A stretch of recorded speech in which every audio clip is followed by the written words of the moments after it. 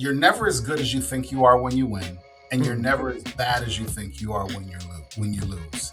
In other words, keep it even, right? Don't get too high, don't get too low, because the objective, whether you win or lose, is continuous growth. It's to keep getting better.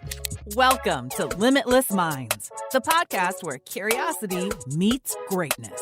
If you're ready to discover what it takes to be truly limitless and push beyond your own limits, you're in the right place. What is going on, everyone? Welcome to the Limitless Minds podcast with Josh and I. This is Success Leaves Clues. There it is. Not Blue's Clues, Josh. No, Success Leaves Clues. You know what's funny about that was I was all ready to go. I was ready to give us the intro and sure enough, NBA playoffs are going on, and any good NBA player knows how to box people out. And Travis just threw those bows out. Bows up. But I was trying to get it. If I had gone over for the rebound, I would have been called for a foul over the back. So I was trying to go Success Leaves, and I was letting you finish with boom, Clues. Yeah, I didn't pick that up at all. Well, we didn't plan it, Josh, because we don't plan any of this. But I did appreciate, Travis, your fundamentals, the fundamentals of boxing out, your good positioning, elbows, putting a body on a body. It was good, solid. Dude, I have to say, like, I don't know what the real color of your shirt is. Yeah, salmon. I was going to call it salmon. On the screen. It looks salmon, and I'm going to tell you that's a baller shirt, man. That looks great. This is so the Instagram algorithm, it's got works. It works, and it's worked on me multiple times. And this is a brand called Faraday. Maybe they'll sponsor the golf guy, right? Faraday. I don't know if he's a golf guy or not, but he's definitely like a West Coast surfer guy. Mm-hmm. And I just get every time an ad comes up, I'm like, yes, and I typically buy it. So I bought this. Yeah. This is this is my California cool shirt. I feel like I should be wearing this on San Diego somewhere. Well, you are California cool, Josh. And Thanks, speaking of cool, Josh, do we have a cool guest here today? But before we get to our guest, you and I, we need to we need to get out our Nooch Nuggets, right? I got my Cholula today. I got my Cholula today for my Nooch Nuggets. And as you all know, because you guys listen to every single one of our podcasts, we start off, before we get to our guest, we start off with Josh and I. How are we living neutral thinking? How are we living? What are we seeing out there in the world that's neutral? Yeah. How are we living it? We just had the Masters. Like you said, we've got NBA playoffs starting, NHL playoffs starting. MLB is in full swing now. We've got neutral all over the place. We got, LaMelo Ball getting to the bucket. We've got big shot after big shot in these play-in and play-out games. It's neutral everywhere. Rory McIlroy, like giving away the lead, getting the lead back. So many good spots. Yeah, without a doubt. But so do you have one on the tip of your tongue? Or do you want me to go first? I mean, I've got one. Right. You want me to, why don't you shoot and then I'll shoot after you? Yeah, and even though we're talking about sports, again, like my neutral nugget is boring. But it's hopefully people who are listening, I can't relate to like playing the final round of the Masters. But I think our listeners can hopefully relate to this. So Josh, my neutral nugget is, it's been like a super busy couple of weeks, and I started, I was under the weather, and what I thought would be just kind of like a couple days under the weather kind of like lingered, right? So like whatever's going on, like it lingered for almost 3 weeks. I'm good now, but like all this travel and everything, it was just like the sickness or whatever, it was just lingering. And as you know, doing the kind of work that we do, there's a ton of travel. Then we're presenting, and we're having to present with energy, and we have to present with presence. And it's like almost kind of like, hey, it doesn't really matter how you feel, you got to sort of perform and do your thing. But you're also just kind of like feeling lousy. And so for me, what neutral was for me really for the last few weeks was, instead of arguing and getting frustrated with not being 100%, neutral to me was, well, how I feel is how I feel. Like let's say I'm at 70%, 80%, 60%. All right, get neutral. What are the facts? The facts are, I'm not 100% healthy. This is sort of how I feel. all right, if I just get frustrated and argue with it, it's not going to make me feel any better. No. And then it's like, okay, all right, so what do I have? Well, I have a presentation today, or I've got a session today. Okay, what do I need to focus on today to have a good session? All right, well, I need to make sure I boost my energy extra up, and I need to make sure that I'm taking care of myself and I'm resting as much as I can, and I'm getting the right foods and supplements and all that to prepare myself to do the best I can with how I'm doing. And like neutral is like just being at peace with that, focusing on the things that are going to help me be at my best, and just allowing myself to, be as healthy as I am, and focusing on the right behaviors to still get the job done. And so my goal, like part of my intention was, I don't want anyone to be able to tell that I'm not 100%. Right. Whether I'm walking into the room with the pre-excuse. Oh, how you doing today? Like, hey, I'm just fighting off this cold. I'm not feeling great. Nope. They're not going to know any different. They're not going to know. Right. And so show no weakness. And so I don't know. I just feel like if I yelled that, maybe we would go viral. Yes, sensei. Yes, that was Cobra Kai. That was I didn't even know it. Wow, what is it? There's no what in this dojo. Oh, so how quintessential 80s was that? There is no fear in this dojo. There is no weakness in this dojo. Yeah, I don't think I was channeling John Kreese during my presentation. I do feel I can see the resemblance though. I just pulled John Kreese out of the ether. I just pulled it there. Just pulled John Kreese and Cobra Kai. And Success Leaves Clues is already off the rails. There you go. And Josh, my Nooch Nugget is in a little bit of Cholula because I'm excited to be able to taste spicy foods again. That's my Nooch Nugget. What you got? That's awesome.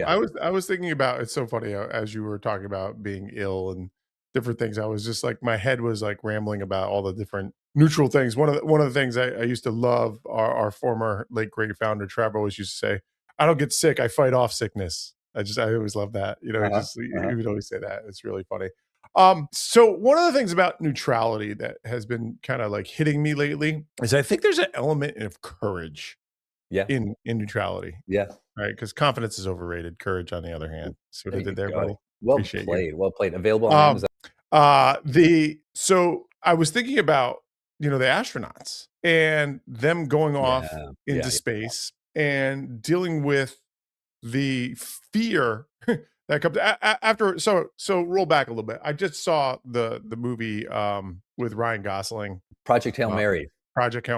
Great movie. And there's some space scenes in that, right? And then it immediately brought me back to the movie Gravity with Sandra Bullock. And the intensity in the relentlessness of space and how dangerous it is. I mean, it's just massively dangerous. And so just watching these astronauts go up and go around the moon and come back, the neutrality there is those astronauts have very specific checklists that they go through, and they call into Houston, we're going to do this, okay, yes, go do that. It's ready to go. Boom, you do A. Okay, I've done A. Now I'm going to do B. Is it ready to go? Yes, Houston says yes, it's ready to go. Boom.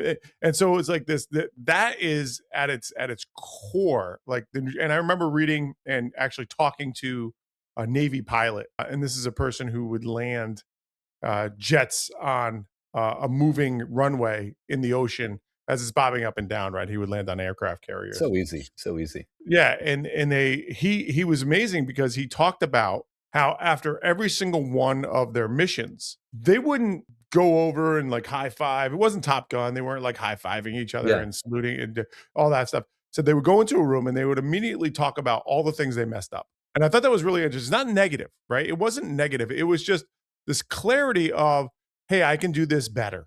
Yeah. And it was a way not to settle, right? And so that's the whole thing. I think a lot of times we go through performances and all we want to do is look at, hey, what did we do well? What did we do well? What did we do well? Well, neutrality sometimes is not only about what we did well, but investigating the areas we could do better. What did I do well? What can I do better?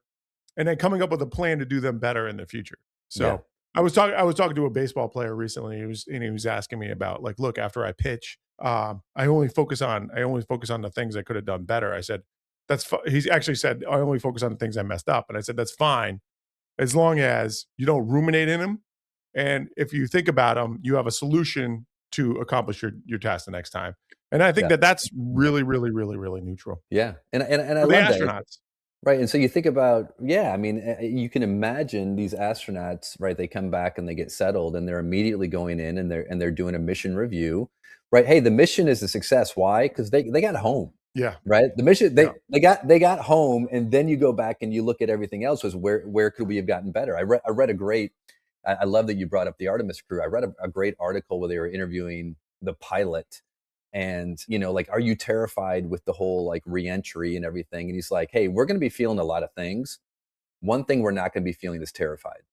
And the reason is all of our preparation on these missions is that we go through absolutely every scenario that could go wrong. And if this goes wrong, what do we do? And we practice it and we go through it. He goes even down to an astronaut dying or passing away during the mission. And if this were to happen, how do we respond? How do we problem solve everything? He's like, so by the time we get to the mission, by the time we get to all of these things, we're not terrified because we're already mentally prepared for if this goes wrong, how are we going to problem solve and how are we going to respond? Such a great neutral mindset for that. Yep, absolutely. So well, what are you dipping it in? Some Tang? Tang. I was either going to do Tang or movie popcorn butter, because we just talked Project about Hail Mary. 2 phenomenal movies. Project Hail Mary, ladies and gentlemen. Hopefully they'll sponsor us as well. But listen, I saw it twice in the same weekend. I love it. I took my son once, and my wife was working doing something else, and I watched it. I was like, oh my gosh, Karen's going to love this. So we went the next night with her. It was awesome. So Josh, Hail Mary. Hail Mary comes from, of course, the sport of football.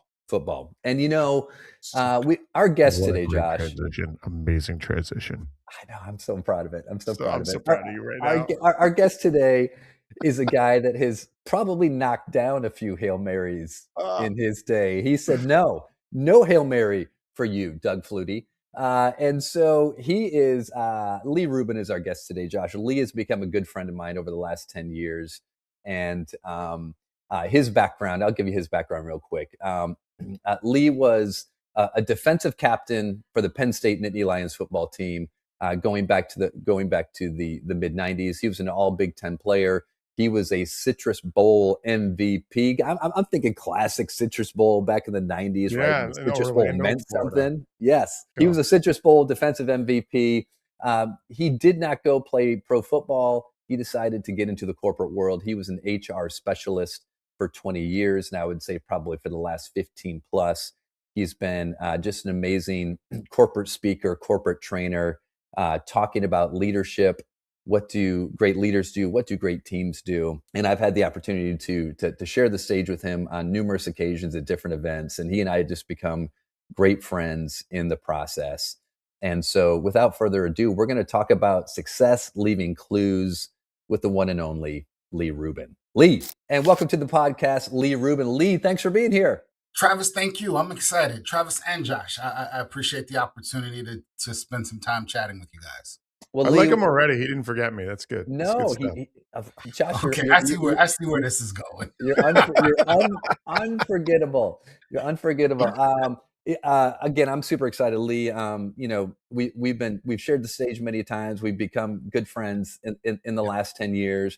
And what I've always been super impressed with, Lee, is obviously you've had a super decorated athletic career, but then you took that mindset, you took that skill set, and you transformed it into working in the corporate space for what, about 20 years, sort of?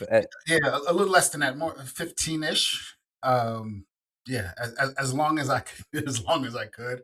Yeah, and then for the last another 15 years as a speaker.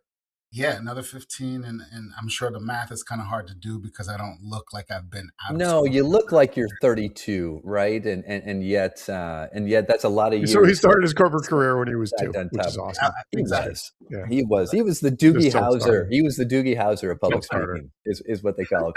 So Lee, as you know, again, so much of your talk is on leadership principles, leadership qualities. As you've gone from high performance to working in corporate high performance, now to sharing your message to leaders all across the country, all across the world. What do you see, sort of, Lee, as that common thread? Those one or two common threads that you see that you took from your personal sports life into the professional world? So if you had to share what those one or two things are, what do you tell a leader? Yeah, that's a great question. Well, let me answer it a little from a different angle. Let me tell you what I miss most about being a Penn State football player. It's being around 100 human beings who believed that they were the best in the world at what they did. Right? It wasn't just the job, it wasn't just the responsibility. There was a level of passion for what we did.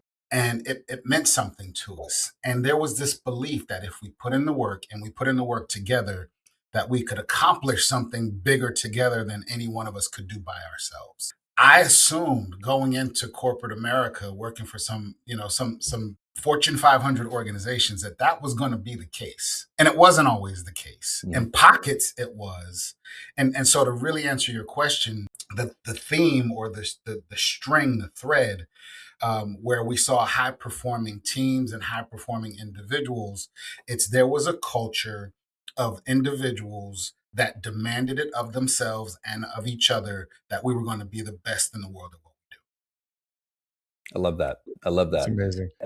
I mean, all three of us work in sports. We played sports, and now we work with, we go in and work with a lot of high performing sports teams. In the sports world, we can all kind of I think it's a little bit easier for those individuals to get on board with what that common goal is. And it's like, Sure. You're playing a game, there's a common goal, there's an end result. And I think a lot of corporate leaders well, it's really easy to transfer that into the corporate space, which we know isn't always the case. And what have you seen from your experience, sort of as some of those concepts or principles that help bring that alive in a corporate space where a lot of people are like, well, hey man, this is just my job. This is my paycheck. This is where I show up. What do you mean you want me to buy into this common goal? So what have you seen from your experience as sort of some of those special sauce that great organizations do? Yeah, I think clarity is really important, which means communication is really important. Clarity in the sense that we're clear about what exactly the team exists to do, right? Because you've got different people coming from different spaces, these individuals who are coming together, and some may only be concerned about their individual careers. Some may only be concerned about maintaining a work life balance. Some may be uh, part of the team to selfishly to leverage the resources of the team for themselves. And I think clarity, which means communication, is really is critical. Right, on a sports team, it's pretty clear why we're on the team, right? We love the game, we want to win, and there's a public scoreboard that makes it really clear who's winning and who's not. Mm-hmm. Right. So when you get into a work environment, a professional environment, uh, there's got to be congruency, right, between what we say we want to do and how and our systems of rewards and benefits and compensation, right? Because sometimes we reward the wrong thing, and we're not clear about what is important to the team and how the individuals on the team can succeed, right? Like if you make enough tackles, right, you're going to play and you're going to help the team. Right? Like if you throw for 3,000 yards, right, and your touchdown to interception ratio is what it should be, you're going to play. When we get into the professional world, into the work world, sometimes those waters get a little muddy, and we're not really clear. And so you've got people on the team figuring out, okay, what are the systems in place that are going to benefit me, not necessarily what's going to benefit the team. Yeah. Yeah. Yeah, that's a big challenge. I do see it all the time in the corporate space is role definition and things of that nature. But that being said, here you were, and I'm going to go backwards a little bit. Here you were, you're at Penn State, a legendary program, a legendary coach. And what kinds of things did you take from that world? Right, we already talked about what you miss. Yeah. But what were the skills that maybe you developed that you didn't even know you were developing? That's a great question, because you don't know they're developed until you need them later, and Yeah. you're around people who haven't had similar experiences, who don't have those skills. And it's funny when people ask, what was it like playing at Penn State for a coach like Joe Paterno?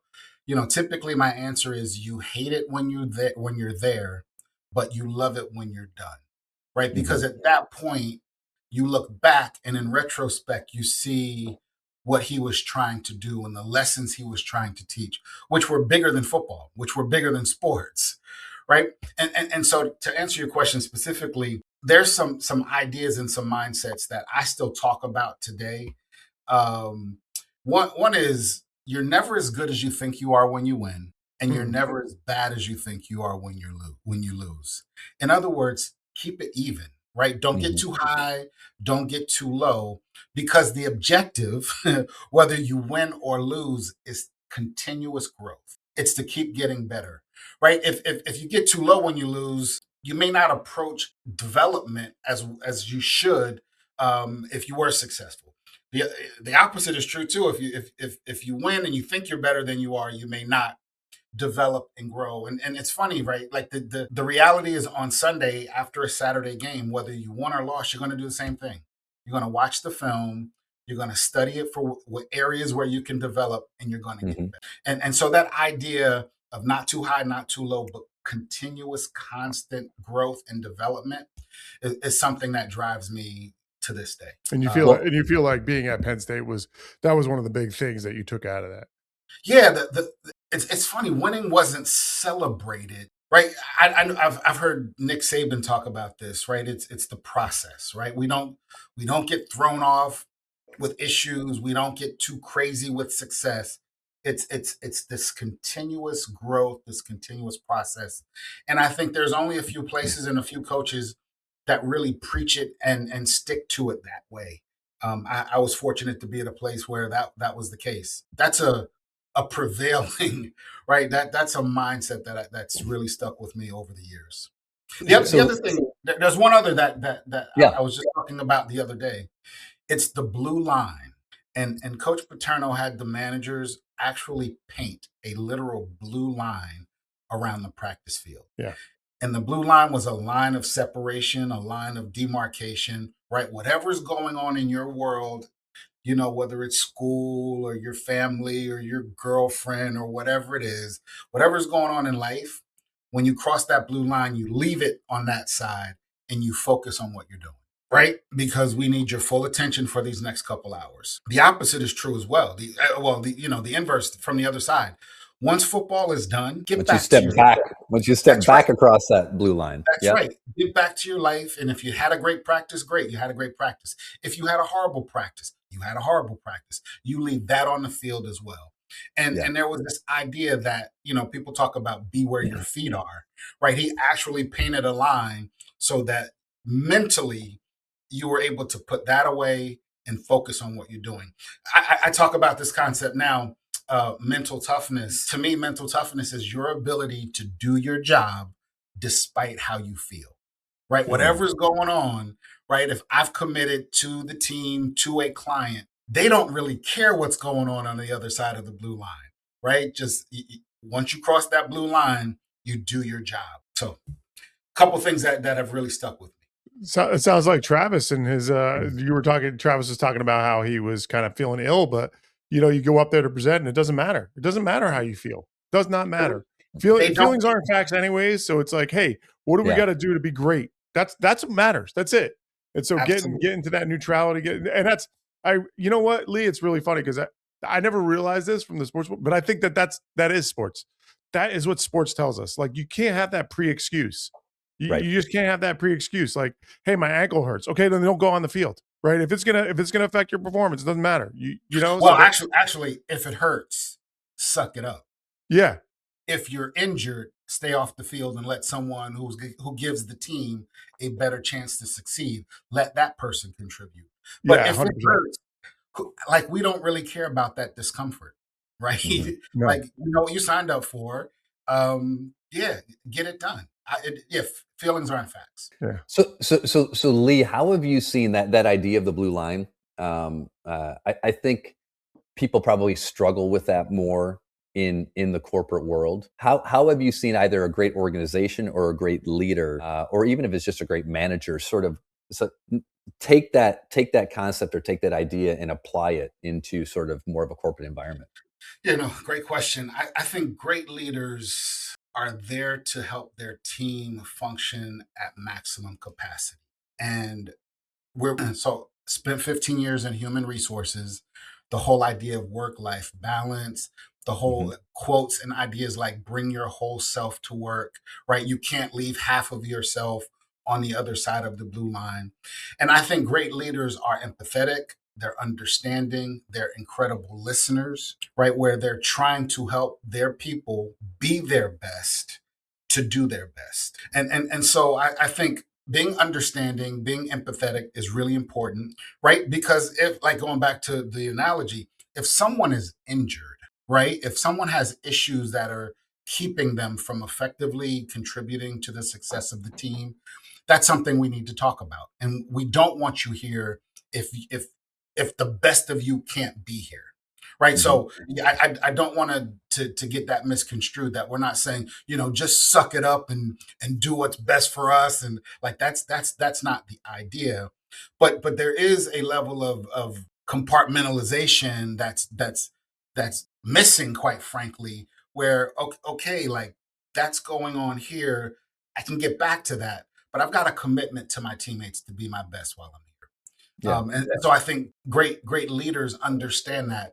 And when someone is injured, let's find a way to get you rehabilitated or to get you taken care of so that you can be your best. So it's not, I don't want to hear about that, I don't care. It's, I do care. And we want to help you be your best so that you can do what you've committed to for the success of the team. Well, it makes me think of, and I know it makes me think of the Pittsburgh Steelers, Lee, and I know that you owned Jerome Bettis back in college, right? Famous Steeler. Edit. Get me killed. But if we go to the Steelers, right? Obviously, their motto or credo forever is, right, the standard is the standard, right? And I think sometimes, I mean, it's true in sports, but it's also true in the corporate space. There's this idea that the standard is the standard, and the standard is what we would focus on, right? Is the behaviors, it's the actions, it's the standard needs to say how I'm feeling on a day-to-day basis might not be great, but the standard remains the standard. And what might be going on in my personal life and what we might be dealing with as a team might be impacting our performance, and yet the standard is the standard. And so when I hear you talk about what great leaders are able to do, they're empathic, they're understanding, they're all of these different things, but it never changes that the standard is still the standard. Correct. And so those qualities that you talked about, sometimes, all of us speak to corporate audiences, and there's almost this idea that if you tell a leader how important being empathic is, they almost think that, like, well, I can't be empathic because the standard is the standard. And right. So they need to do what needs to get done. And you're like, yeah, they need to do what needs to get done. Empathy is going to help them get there. You're not sacrificing the standard. Right. You're trying to create that relationship. It's a yes and, Travis. It's an absolute yes and. Right. Here it is. Yeah. Yes, the standard is the standard. Thank you for coming. And somebody's not meeting the standard. So let's take a look and let's find out. Let's figure it out. Let's how do we get there? Lee, what's that make you think of? I think sometimes we function in two different worlds. We function in one world as consumers, but we have a completely different set of values as producers, right? If we went to a restaurant, and let's call it a nice restaurant, upscale, and they told us, well, you know what? The chef isn't feeling well today. Yeah. Right. Like our demands, our expectations as consumers would be, this is unacceptable.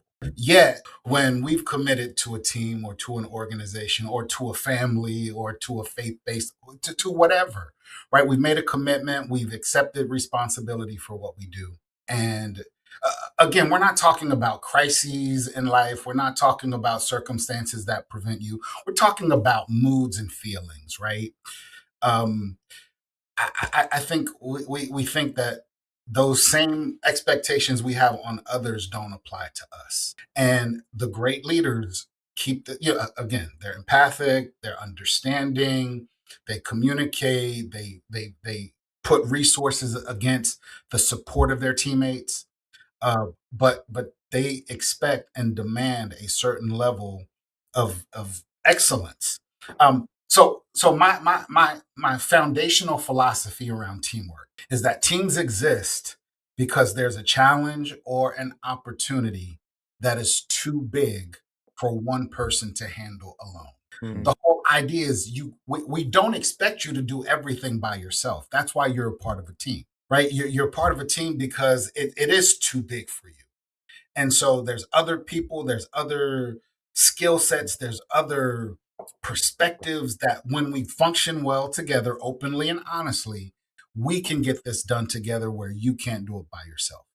And I think when people feel like they're a part of something bigger than themselves and they feel like they got the trust and respect of their teammates, which they're going to have to earn, right, at some point, then when things aren't up to par or aren't at the level you want them to be, the team comes together and we figure out how we're going to get this done together and not, right? So it's not just this cold, mean, brutal environment where you're not concerned and care, there's no concern for you and there's no care for you, but like we're in this together because we understand none of us can do it by ourselves.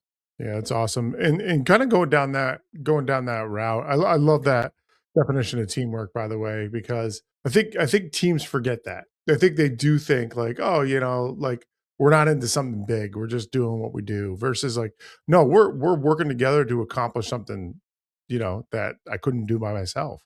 I love that. I love that. I thought that's an awesome definition. But that being said, like what have you seen in terms of, okay, an average team versus a great team? Like what kind of things kind of jump out at you in terms of behaviors, or maybe you can even just give an example of a team that you were a part of that was at that elite status, and maybe there was a jump, and what caused that jump to happen?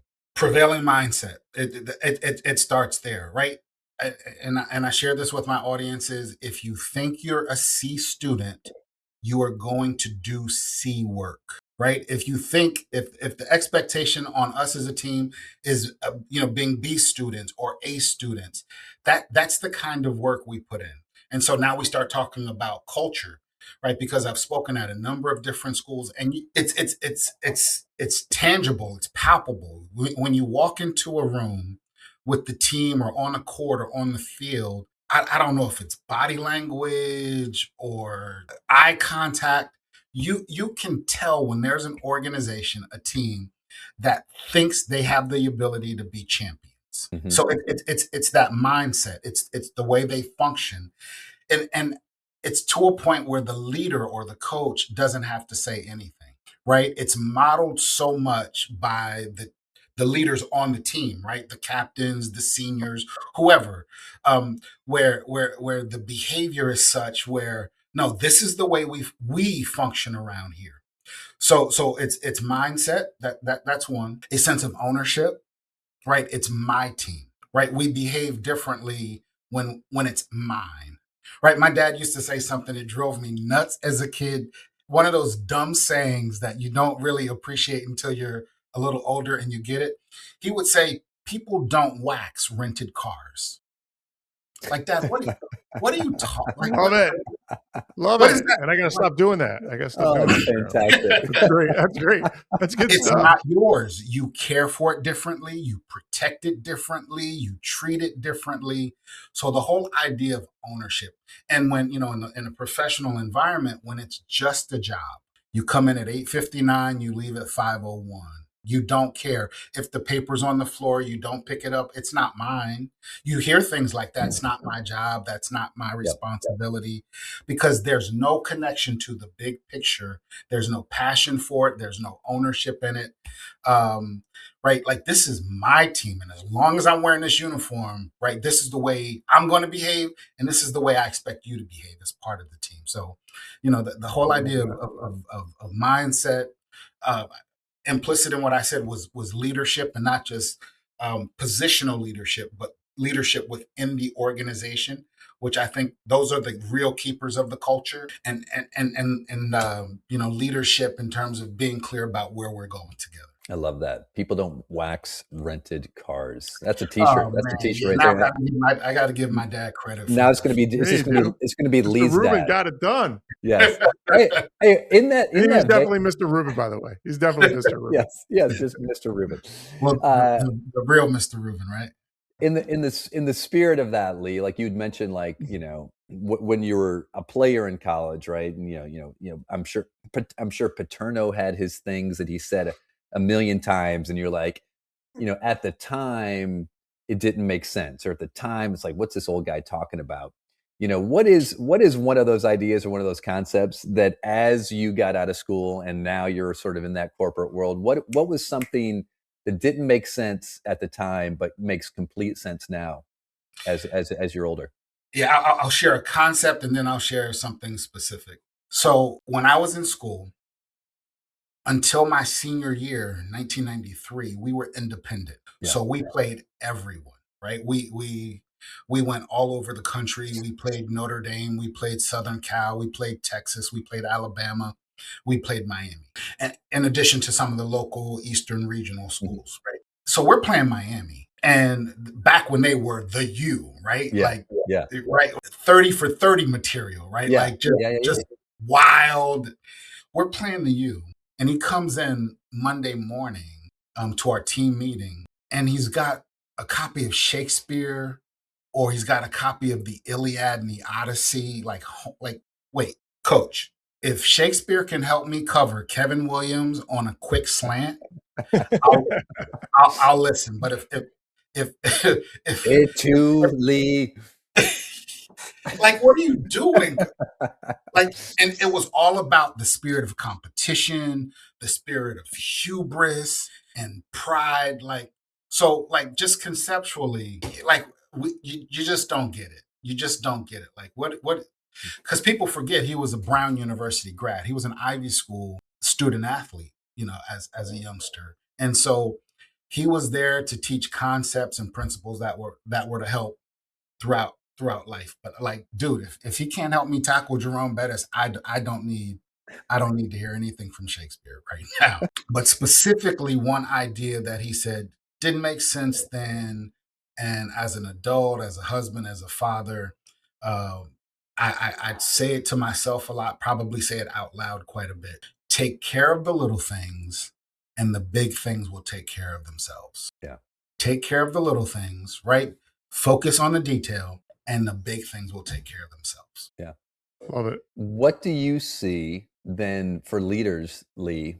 What do you see as the little things that easily maybe get ignored or passed over because they're deemed as too little, right? But yet we know that those add up. What have you seen in your experience? Yeah, no, great question. So I'm a team guy, right? I like that leadership and teamwork. That's my lane. That's what I talk about. And I think what leaders are too concerned with the golden eggs and not with the geese, right? You've got to take care of your people, and you've got to encourage your people to take care of their people, right? It's really about having healthy relationships. I don't understand how leaders expect to get golden eggs in an environment and a culture where the relationships are not healthy, where they're toxic, right? Like, there's a level of interdependence that is required, that is necessary for success as a team. And so the little things would be the health of those relationships, right? Encouraging open and honest communication, encouraging sacrifice to achieve a common goal, encouraging and only bringing in mature individuals or people who are willing to mature on the team, so that when the heat and pressure, the adversity, the inevitable adversity comes, we've got mature individuals who can handle the relationships and not fracture relationships when things get tough, because they will get tough, right? So sometimes I saw a Simon Sinek video the other day about high performance and trust and performance. Yeah, trust and Right? performance. That chart. And he goes, if you ask the team who the idiot or who the jerk is on the team, everyone on the team would point to the same person, right? Who they would trust off, who they couldn't trust off the field, right? And so, developing that type of culture and bringing those type of people in, who are trustworthy, who are mature, to make sure you've got healthy relationships, because until robots run the whole thing, you've got people who need to work with other people. And I think those are the little things, right? It's treating people the way we want to be treated. People treating people like there is a sense of interdependence, right? I can't be successful unless you're successful, right? Yeah. Travis, that's why I love some of the exercises that you do, right? The stories with one word. I can't do this by myself, right? And now you're not just an object, you're not just a pawn, you're not just someone for me to manipulate. You are someone that is critical to our success. And the more we create an environment and a culture like that, I think the better off. Those are the little things that will help the big things take care of themselves. That's awesome. Love that. Love that. I have a question for you. In terms of, you talked about maturity and maturation and things like that. So I'm kind of curious, like here you were, at doing great things, playing in front of, 70, 80,000 people. And then that period ends. 93,748. There you go. But who's counting? Who's counting?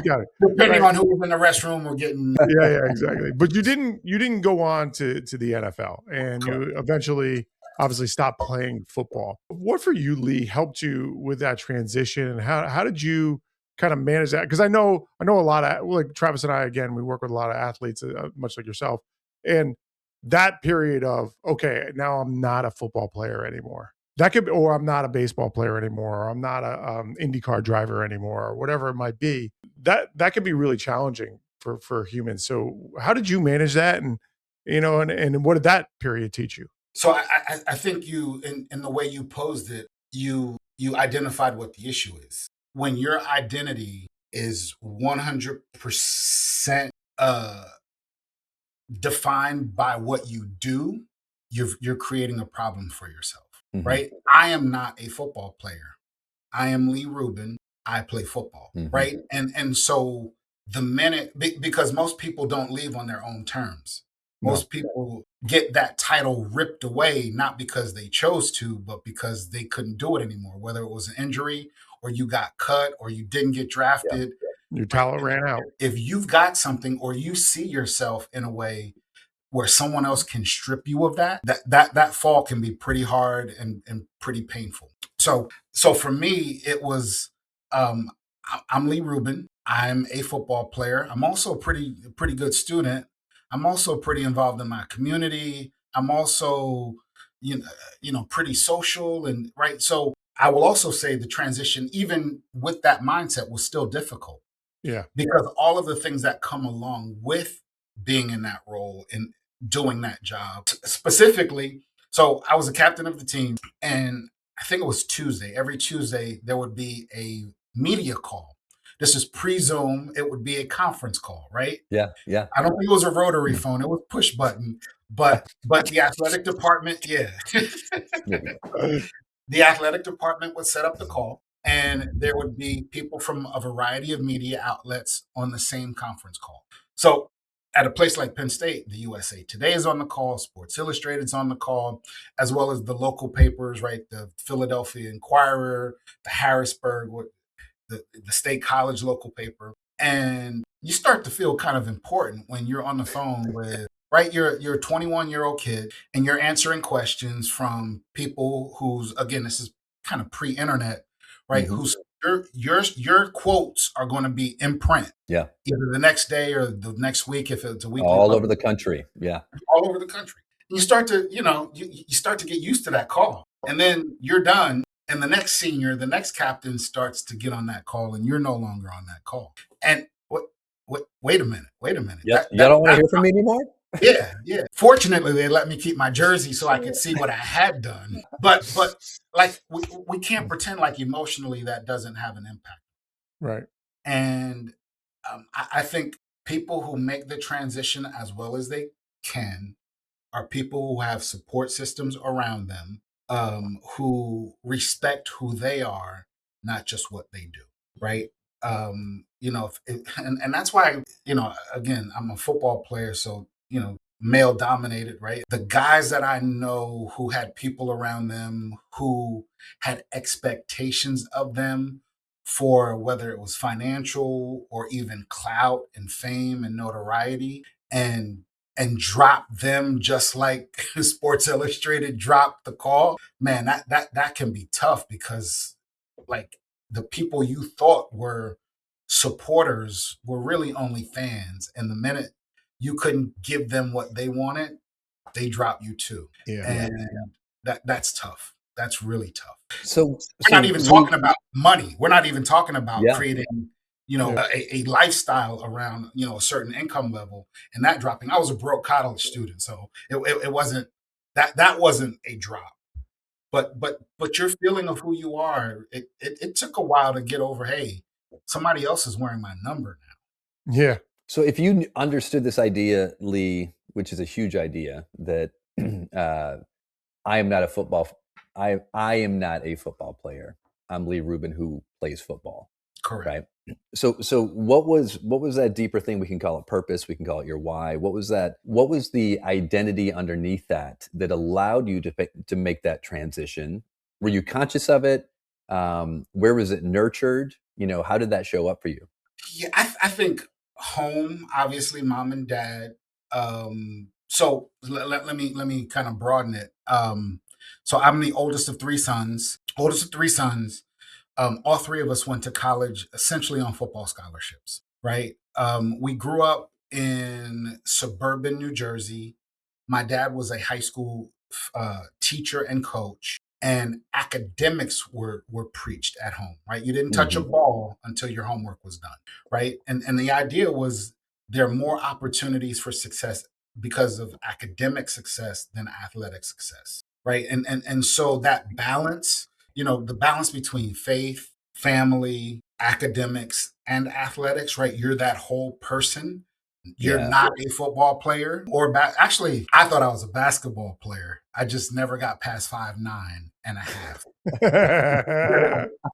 So hey, you'd have been skying over Muggsy. You've been skying over Muggsy, Lee. It's funny. If there is an identity, I am a basketball player, right? Who played football.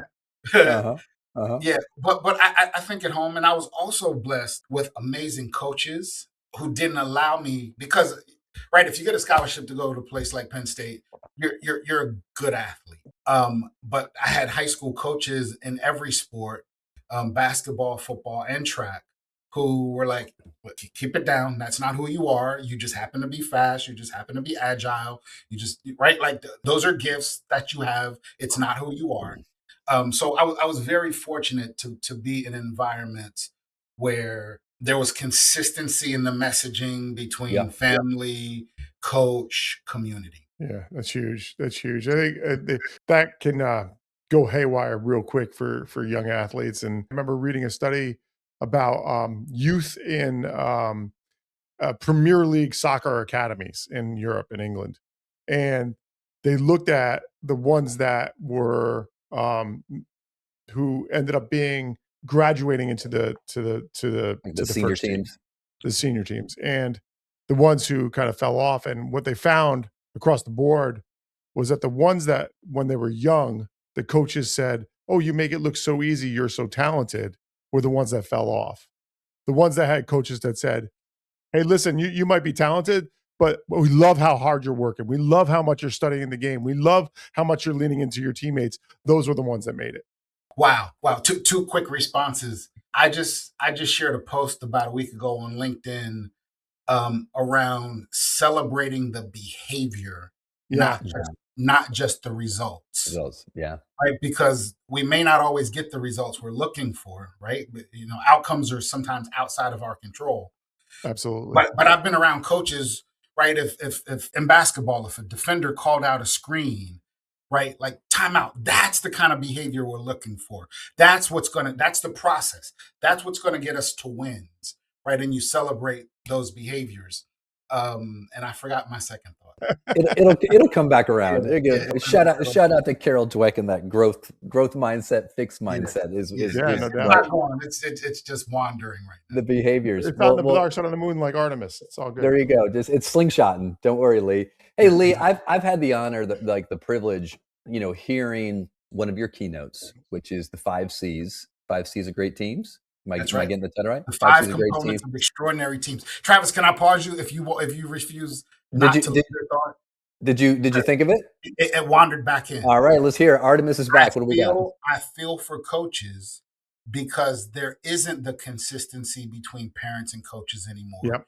coaches, the good coaches are trying to teach teamwork and camaraderie and collaboration.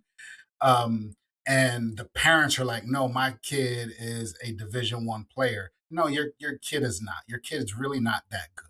Your kid doesn't even deserve playing time. It's one of the reasons that I wrote a book years ago called Win, right? And one of the pictures here, and it's helping coaches and parents give their kids or reinforce some of the life skills that come from sports if it's done properly. Yeah. Right. If they learn. So sorry about that. It came back. No, that's good. That's really good. It's I think you funny. make a great point there too. Talk about youth sports. It's like, what's the question you ask your kid in the car on the way home? How many points did you score? Exactly. Or, hey, how many picks did you set? How many times did you box out? What was your defense like? Did you have any assists? How did you do versus how did the team do? Yeah. Exactly. And if you get that question every car ride home, you start to think it's about you. It's about you and not the team. Yeah. No, again, I mean, I think it ties in perfectly. And so when we think about, there's so many, not only just coaches that listen to our podcast, but so many corporate leaders that listen to, that are really trying to create that culture that you're talking about. They're wanting to focus on the right things that help nurture great teams. And so, without giving away the specifics of it, Lee, but can you share what those 5 C's are? And I guarantee there's going to be leaders on here who are like, ooh, I want Lee to come in and share those more specifically. So what are those 5 C's, Lee? Yeah. So again, I have to say it starts with the foundation, right? Interdependence. We exist because none of us can do this by ourselves. That can be quite liberating because it allows you not to feel like Superman or Superwoman or a superhero, right? And not try to do everything yourself. So we need each other is foundational. And then the 5 components all start with the letter C, right?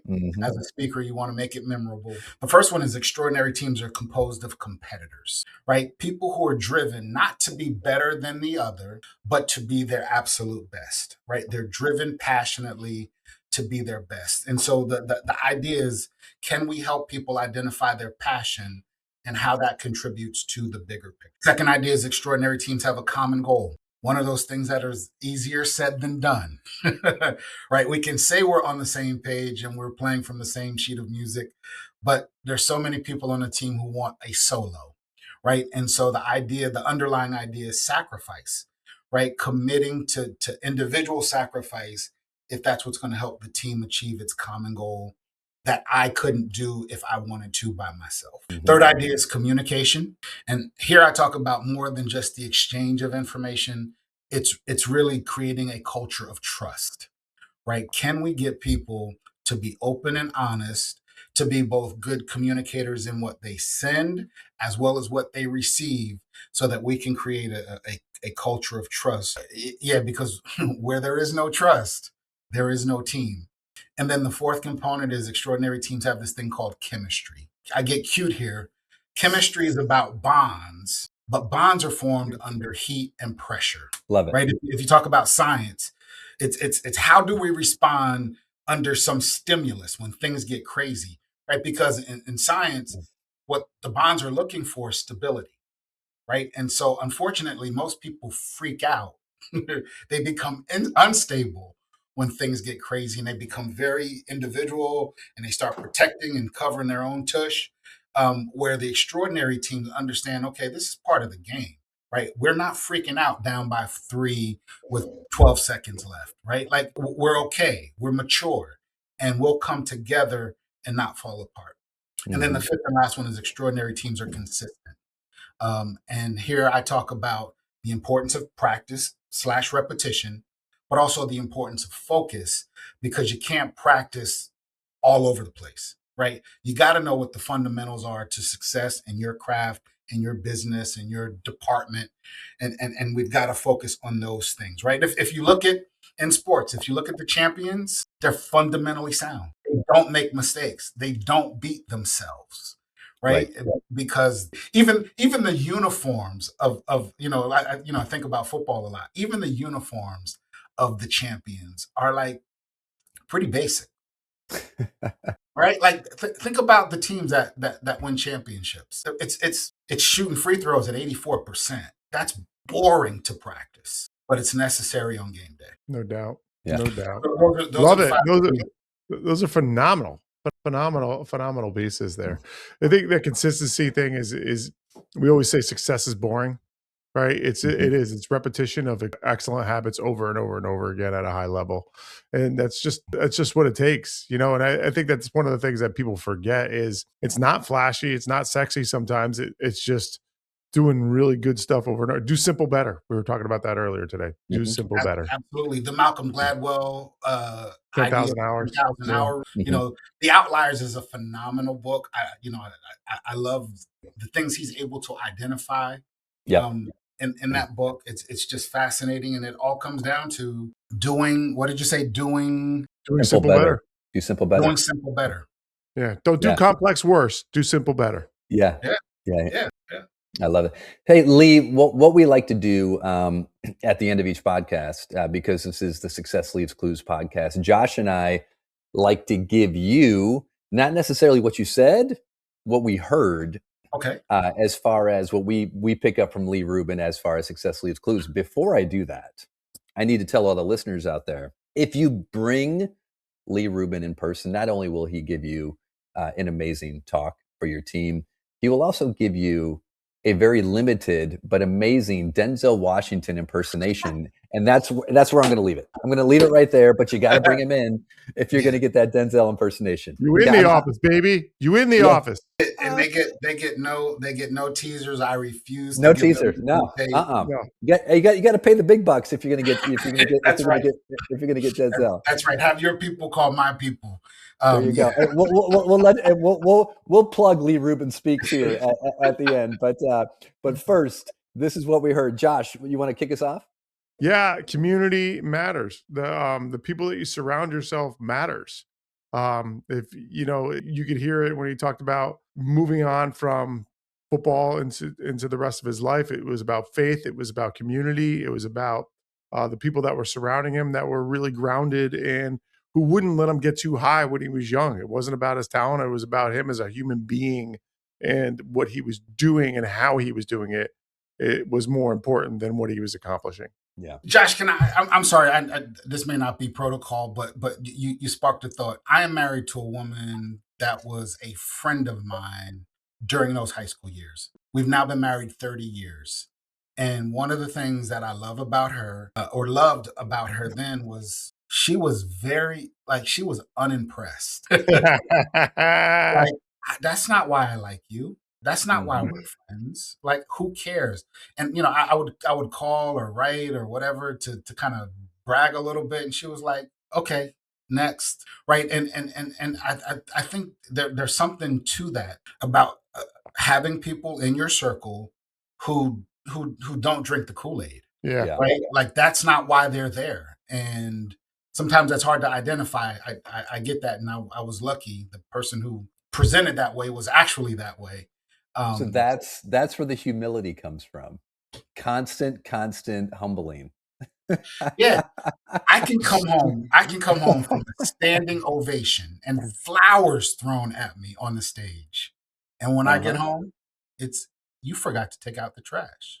Yeah. Grab those flowers and take them to the trash. That's right. That's right. So shout out to Carmen. Obviously joking, but it's been an environment where you like your success and what you do doesn't faze me. That's not why I'm here. Yeah. And I think that's critical. I do want to point out that he did break protocol, like he was busting through the line on a draw play. So that's nice stuff. Yeah. And shout out to Carmen for keeping you humble there, Lee. Well, I've like I said, I've had the privilege of knowing Lee for about 10 years now and spending a lot of time with them. And I think it came out sort of in the podcast today, but yes, you have a tremendous sense of humility, accomplishments and career side. Like there's a ton of humility from a leadership standpoint.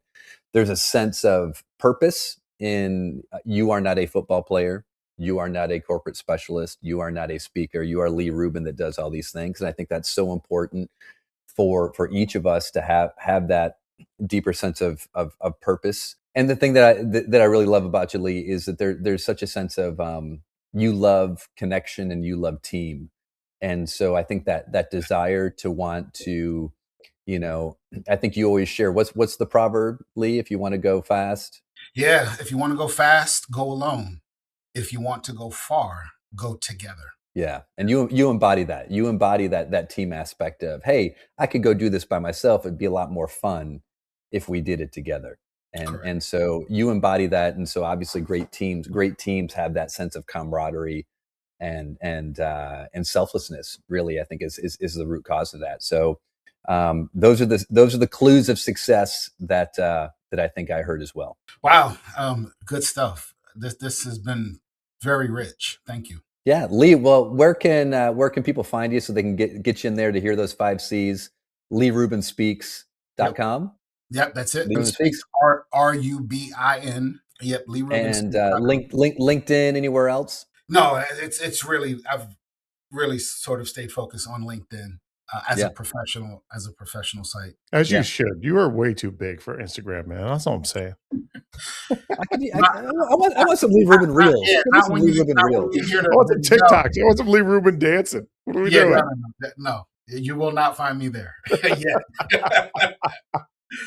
So good. Well, that was amazingly. We really appreciate your time, your energy, what you've done in your life, but more important, who you are in your life. So we really appreciate you. And Travis, you want to take us out here? What do we say here at Limitless Minds? We love to say, Lee, that you don't need to be sick to get better. And then we throw those knucks at the screen. There we go. All right. Love you, brother. Thanks for being here. Love you too, guys. Thank you.